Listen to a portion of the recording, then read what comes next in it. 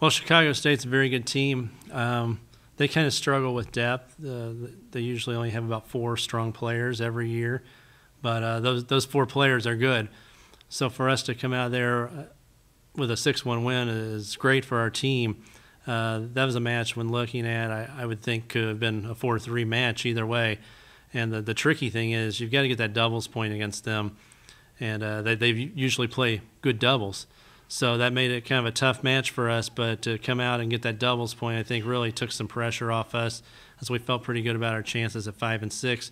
So that's 3 points. So we only needed to find one more point in those final 4 singles matches, and it just so happened we played very well.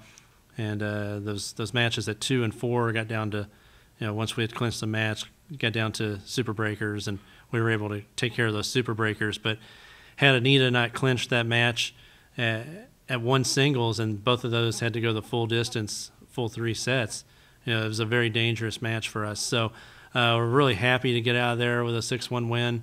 They're very talented, and we feel good about that performance.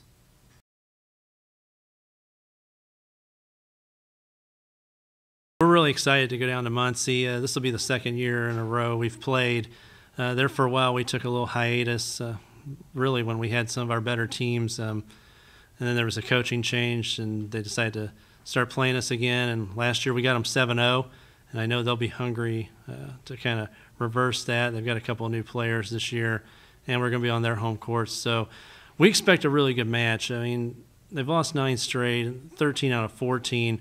But they play a tough schedule. The MAC is a tough conference, and they're a very talented team. So we're going to have to show up ready to go, ready to play in a championship-level environment, and use this as our final tune-up for the conference championship. It should be a good environment. They'll have some fans there, hopefully kind of heckling us a little bit and kind of getting in our face a little to get us some practice for when we go to the conference championship. So we're very excited.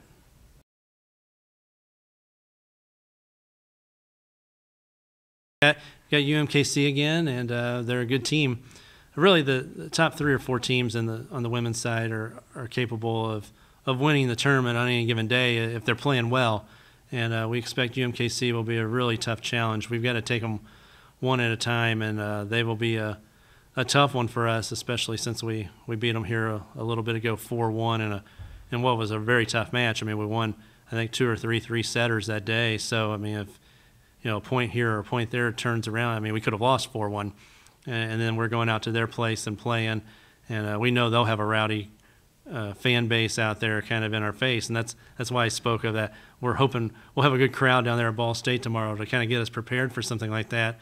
But we need to go down there and just kind of follow the same formula, get off to a good start, win the doubles point, and that takes a lot of pressure off us. I mean, when we get that doubles point, we hardly ever lose a match when we get it. So I think it'll be a tough challenge, and then obviously if we can get through that first match, we're going to end up probably playing Oral Roberts or possibly Southern Utah, and both of those are tough matches as well. So it's not going to be an easy – this will be our toughest road for a while in the conference championship. But I think the team believes we can go down there and do some good things. So really the pressure's on Oral Roberts, and to me the pressure's on UMKC. They're playing there in front of their home fans. So we're just going to go in and try to play the spoiler.